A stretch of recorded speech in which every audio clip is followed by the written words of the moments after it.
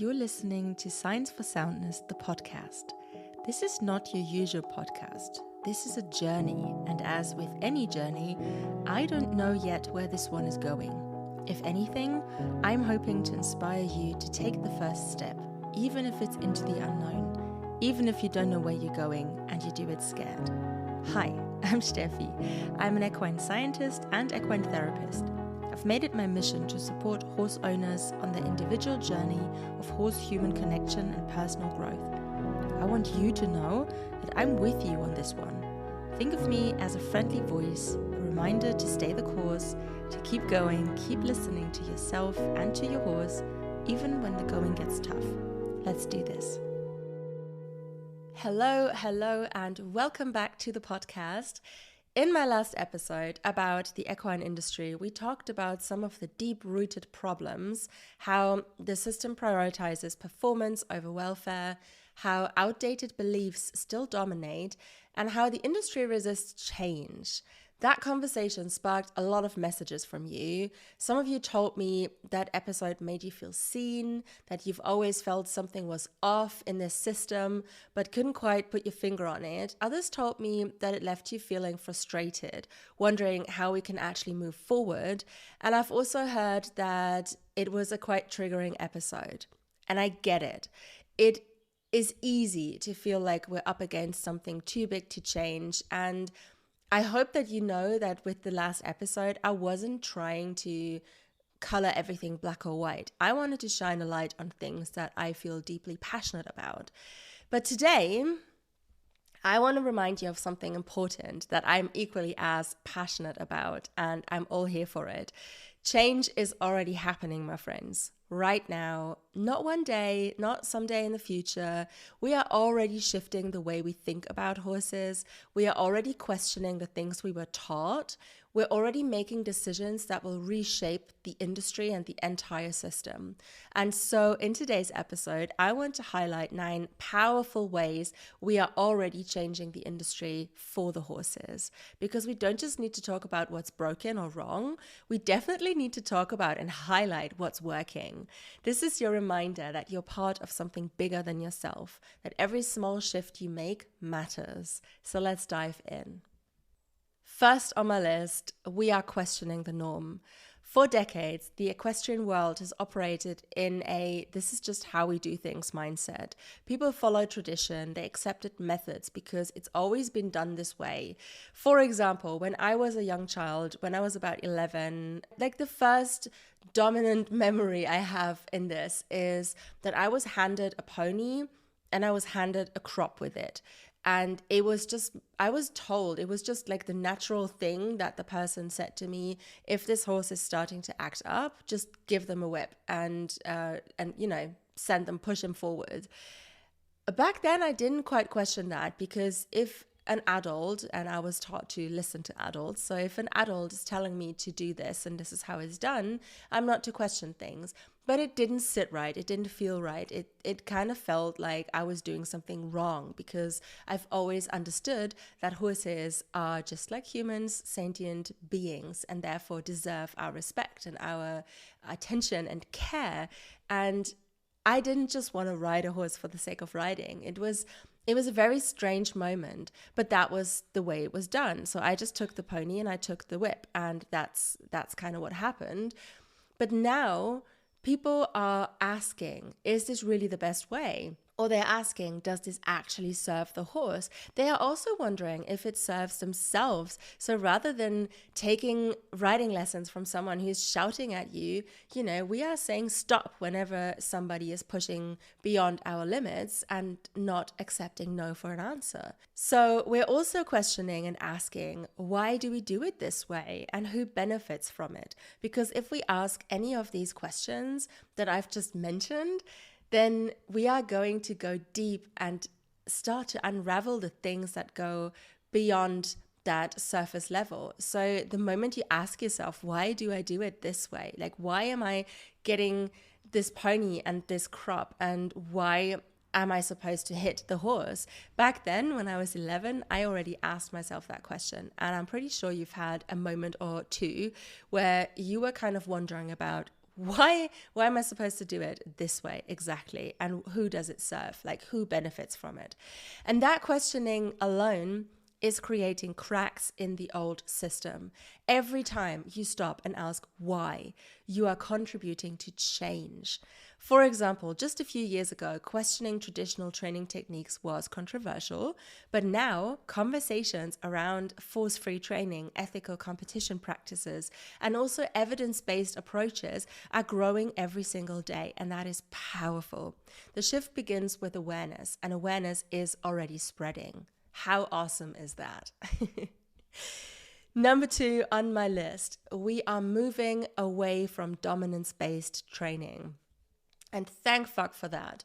For so long, equestrian culture has been dominated by the idea, this like ominous idea that horses need to be controlled. And sure, sometimes it is better to be safe than sorry, but there are different approaches to it. We don't have to go with this dominance-based approach. So we were taught that if a horse resists, it means they are being either naughty or stubborn or also, and I find that quite amusing, disrespectful. And what was the solution? More pressure, more correction, more discipline. And that was the thing. It was the done thing. I remember I even was taught this, alongside being handed a horse with a whip. That's basically what it is. But now, more and more people are realizing that obedience does not equal connection. And I'm all here for that because I love that change. A quiet horse is not always a happy horse. A responsive horse is not always a trusting horse. And a well-trained horse, or supposedly well-trained horse, isn't always a regulated horse. So, for example, we are seeing a rise in liberty work, in positive reinforcement, and trainers who focus on communication rather than control. So the shift is quite clear. People no longer want a compliant horse, they want a connected one. And hell yes for that. Number 3, we are bringing the nervous system into the conversation. So for years, if a horse was difficult, the solution was to train it out of them. If a horse was resistant, we were told to make them listen. But now more people are realizing that behavior is a reflection of the nervous system and the nervous system state. So if you are familiar with me in my work, you know that I highlight this pretty much all the time because behavior is always a reflection of the horse's inner state. A horse that won't move forward isn't being lazy. They are likely in a freeze mode. And a horse that explodes out of nowhere isn't being naughty. They are in flight mode, so they are in a survival state, and it's important to talk about it because once we recognize this, everything shifts. This is why I always say the nervous system and soundness is the absolute game changer in your horsemanship, whatever your journey looks like. So for example, more trainers, vets, equine professionals alongside me are integrating the nervous system science into their work. Instead of pushing horses through stress, they know and understand that it's more important to help them find regulation before they ask them for something else. And this isn't just a new trend, it is a complete reframe of how we understand horses. It goes deep beyond the surface level, and it understands and includes soundness in this holistic aspect. We have the emotional, the mental, the physical, and the spiritual part, and it all comes together when we are starting to notice the nervous system states and understand what is happening in our horses at any given moment. This is so, so powerful, and change is already happening. I mean, just the inner circle alone, people in there are recognizing their horses' states and working with them rather than against them. So hell yeah again for that. Number 4, we are prioritizing soundness as a whole. As you know, Science for Soundness is all about that. So shifting the conversation to a more holistic approach is incredibly powerful and meaningful for the horse, because for so long, soundness was measured purely by movement. Even when I was at university, soundness was still a term used just to describe the physical aspect, if a horse was lame or not lame, but we didn't consider the other aspects, such as the spiritual, the mental, and the emotional soundness. So back then, if a horse wasn't lame, they were fine. If a horse could perform, they were fit. But we are now expanding the definition of soundness. I am stretching it beyond the physical. And yes, physical soundness matters, but so does mental, emotional, and spiritual soundness. Horses aren't machines. They are not just bodies to be conditioned. They are sentient, living, breathing beings who experience stress and anxiety and emotional overwhelm, just like us humans do. And I love the fact that my work is helping people recognize this, not just in their horses, but also in themselves. So more and more equestrians are recognizing the impact of things like turnout, environment, and stress levels on a horse's overall well-being, therefore soundness. And soundness is no longer just about what we see, it's also about what the horse feels, and I love that. Number 5, we are advocating for more ethical equestrian practices. The industry has resisted change for a long time, yes. But here's the thing, you guys. Welfare conversations are getting louder. More riders, trainers, and professionals alongside me are demanding higher competition standards, better welfare regulations, more humane training methods. And slowly but surely, change is happening. We are seeing shifts in rules around tight nosebands, whips, and hyperflexion in dressage. These conversations are no longer niche. They are happening on a global scale, and that is massive. Number 6, we are creating spaces for learning without judgment. Oh my God, I cannot even begin to tell you how much this means to me, because the old culture of shaming and gatekeeping is fading. Instead of shutting people down for not knowing enough, air quotes, we are creating spaces where learning is welcomed. For example, communities like the Inner Circle exist to give equestrians a place to explore, to give them a space to learn and to grow without fear of being judged by anyone else, and allow them to just explore on their own terms rather than putting things in a box and telling them this is exactly how you're supposed to do it and there is no other way. Imagine being in a riding lesson with an instructor who continuously shouts at you because you're not doing exactly as they're telling you with your body, because maybe you can't, because maybe your body doesn't work that way, or maybe you yourself hold some tension somewhere, and forcing your body to sit in a different way that is not aligned with your spine and everything else is just not helpful.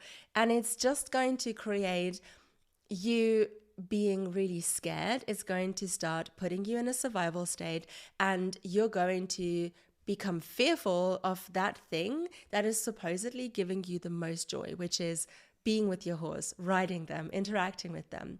So being able to create spaces for learning without judgment from anyone, like not me, not any of my colleagues, and also not other people who are sharing this space, is beyond. That is where we learn how to be safe, and that is how we learn how to connect with our own ideas and our intuition. And it is also how we learn to connect with ourselves and our horses in a meaningful and deep way when we are not judged, when we are learning in community, in safety. So I'm all here for that again.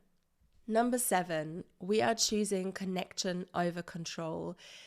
If you remember, I held a keynote last year and it was basically about that. So for years, success in the equestrian world was measured by obedience, about how well you could control your horse into a shape or, anything. But now more people are realizing that true partnership is based on trust, not submission. Trainers and riders are prioritizing connection-based approaches over traditional force-based methods, and that is a massive shift. Number 8, the industry itself is starting to evolve. It's not just horse owners any longer who demand change. We also see brands, trainers, and professionals who are collaborating to create better solutions for horses. For example, we have ethical saddle fitting, we have force-free training tools, and we also have evidence-based research, and all of this is becoming more accessible and also more of the norm. So the industry itself is evolving because we are demanding it. It's a slow change, but it is happening. And finally, number 9, and this is also one of my favorites because people are learning to trust themselves again. I've just briefly touched on the fact that only if we are in community and we are in a judgment-free zone, we can snap out of survival mode ourselves and we can start to learn and access that knowledge better in order to serve horses and equine welfare. But right now, I also see a shift when it comes to individuals, because for so long, riders or horse owners were told to trust the experts over their own instincts. But that is changing, and I'm happy to contribute to that change with the work that I provide, because it's not about following me and my lead. No, it's about listening to yourself and to your horses and listening to your own intuition, because you deep down know what's right and what's wrong. So more and more people are making decisions based on what feels right, not just on what they've been told. And that is probably the most empowering factor out of them all. And I love this so much. So my friends, if last week's episode felt a little bit disempowering in some ways, I hope that you understand that with today's episode, what we've gone through, these 9 shifts that are already happening, change isn't just coming, it's already happening, because we are that shift. If you want to be part of this movement, the inner circle is open to you.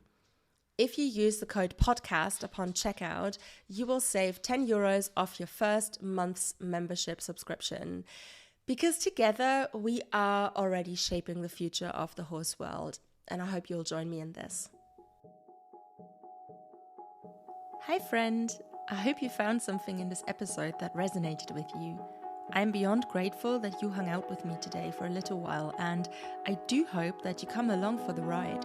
Make sure you subscribe to the podcast, and if you feel like it, leave a review. Your feedback is greatly appreciated.